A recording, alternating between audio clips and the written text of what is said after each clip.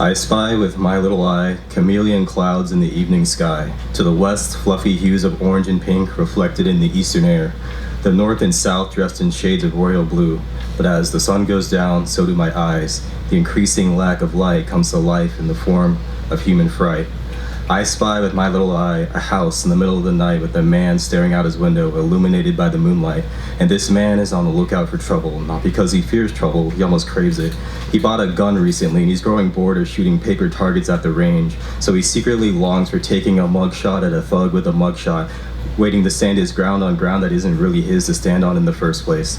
Don't misunderstand him, he just wants to protect his property, his car, his house, his money, his wife. Yes, property and wife in the same breath. It is a sloppily hidden intrusive thought that sneaks out of the body, not always through venomous words, but through poisonous pantomime as well.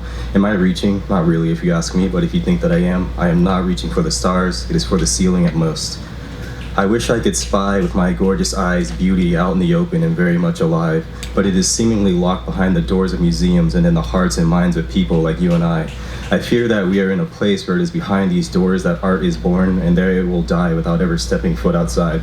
It's a shame because I do see spaces where creations can thrive, but instead they are taken up by ghostly statues of failed Southern soldier guys. I overhear with my okay ears conversations amongst disgruntled patriots and their peers, and they speak in annoyance of people coming here.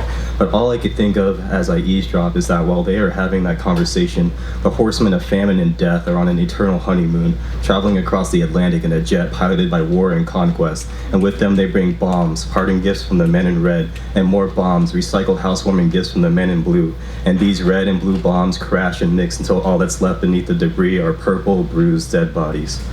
I spy with my little eye men who attempt to sit on a moral high horse, only for the horse's legs to break under the weight of their insincerity. Pro-life, so they claim, yet this ideology falls apart like a straw house that was just sneezed on. Their online profiles have become shrines dedicated to little brats who turn into self-victimizing vigilantes. Where's Waldo? More like, where's little Kyle Rittenhouse? There he is, suffering no consequences for murder, being pat on the back by the same pro-life high horseback riders who idolize him so. If I'm supposed to be a reflection of an American man, I want to be a vampire. If I'm supposed to evolve in the shadow of this brand of masculinity, I'd rather be standing under the sun at high noon. For now, I'd rather spy with my little eye chameleon clouds in the evening sky.